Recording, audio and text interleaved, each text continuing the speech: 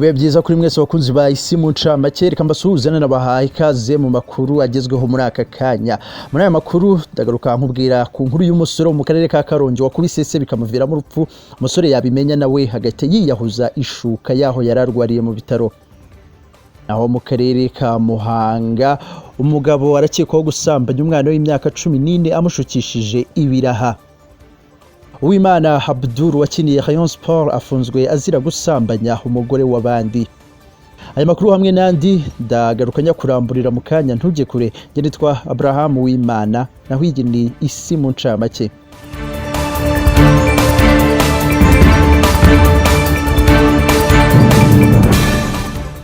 Ikaze mu makuru harambuye. Umusore w'imyaka 23 wo mu murenge wa Mutuntu mu karere ka Karongi yarwanye na se w'imyaka 47 aramukomeretsa bikomeye bimuviramo gupfa abimenye nawe asimbuka urukuta rw'ibitaro yararwariyemo ariyahura. Iyi mirwano y'uyu mwana na se yabaye kuwa 26 Gashyantare 2021. Uwo musore yashyamiranye na se biturutse ku makimbirane ashingiye ku bitungo bari bafitanye, aho yamushinjaga ko nta murage yamuhaye mu gihe yari yarawuhaye bakuru be. Izo ntonganya nizo zabaye intandaro y'imirwano yatumye aba bombi bakomeretsanya bikabaviramo kujyanwa kwa muganga, ariko uyu mubyeyi akaza kwitaba Imana kubera ibikomere. Nyuma yo kumenya ko se yashizemo umwuka, uwo musore yasimbutse urukuta rw'ikigo nderabuzima cya Musango yararwariyemo nawe yiyahurira hafi yacyo. Umunyamabanga nshingwabikorwa w'umurenge wa Mutuntu Nsengiyumva Songa yabwiye igihe ko uwo mubyeyi yapfiriye mu bitaro bya kaminuza bya Kigali CHIK aho yari yoherejwe kuvurirwa. Mu gihe umusore akimara kubimenya nyuma y'iminota 20 nawe ngo yahise yimanika akoresheje ishuka. Yongeyeho ku muzamu w'ikigo nderabuzima cya Musango ari we watanze amakuru ko uwo musore yasimbutse urukuta rwacyo. Ati umuzamu niwe wambwiye ko yasimbutse, bishobora kuba yari amaze kumenya ko se yapfuye noneho ahita ajya kwiyahura, kuko nyuma y'iminota 20 abantu bahise bavuga ko hari umuturage wiyahuye dusanga niwe. Nsengiyumva yasabye abaturage kujya barangiza ibibazo byabo mu masibo, byabananira bakabigeza ku kagari cyangwa ku murenge aho kugira ngo bitutumbe bibe byanavamo urupfu.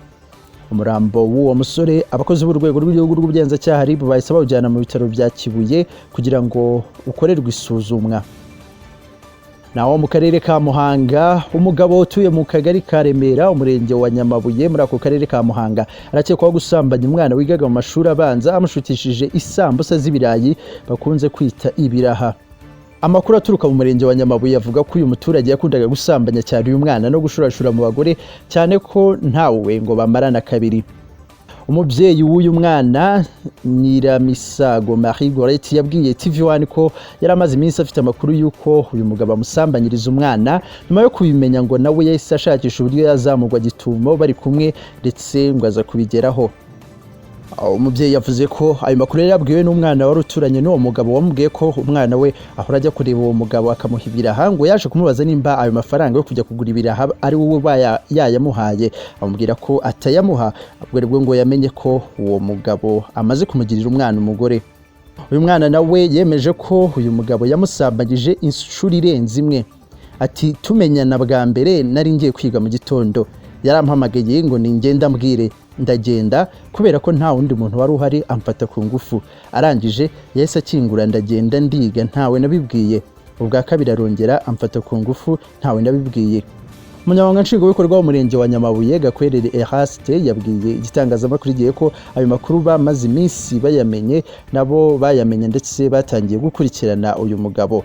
Ati ntabwo ashize iminsi tubimenye, ariko ntabwo ari umuturage uhamaze iminsi, aracumbitse.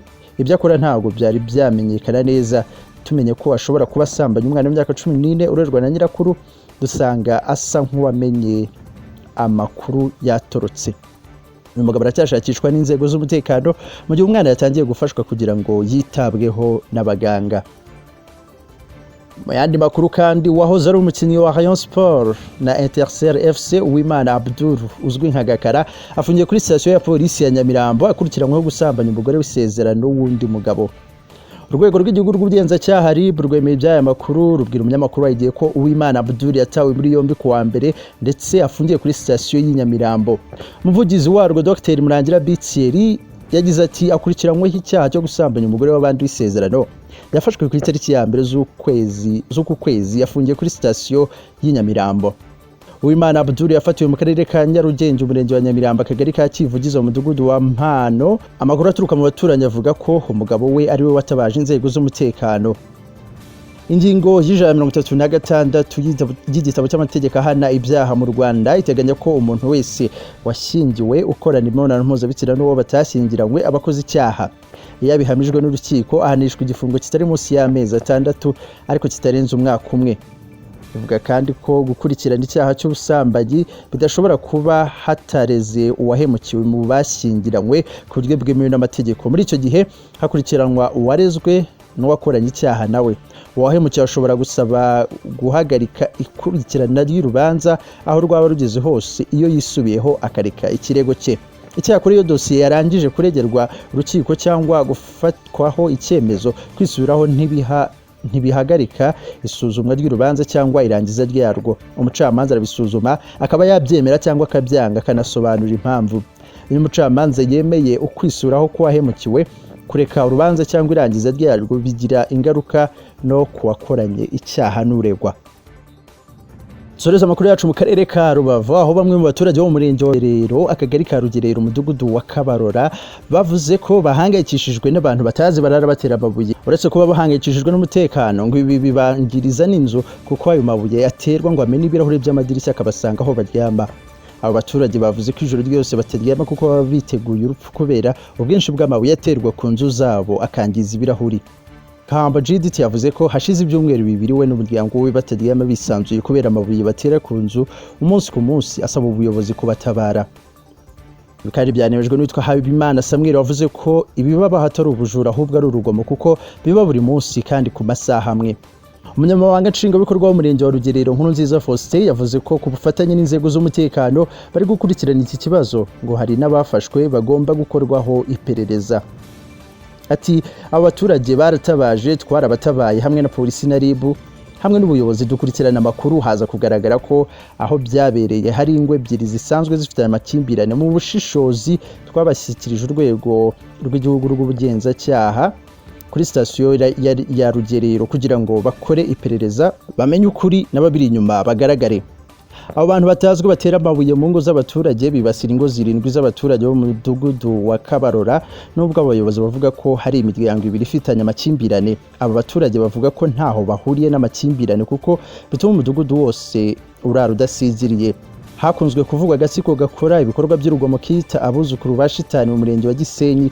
Abaturage bakaba bavuga ko baba ari bo bimukiye mu mirenge ya Rugerero na Rubavu, akaba ari nabo baba barimo guteza umutekano muke n'ubwo ubuyobozi bwo butemera iby'aya makuru.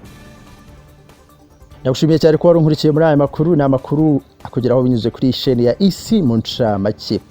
Niba utarakora subscribe nagusaba gusiga ubikoze kugira ngo n'andi makuru yacu ajye ahita kugeraho mu bambere nta gutinda. Murakoze mukomeze kugubwa neza munogerwe n'ibyo muri gukora byose. Nge nitwa Abraham w'Imana, twongere duhure mu yandi makuru.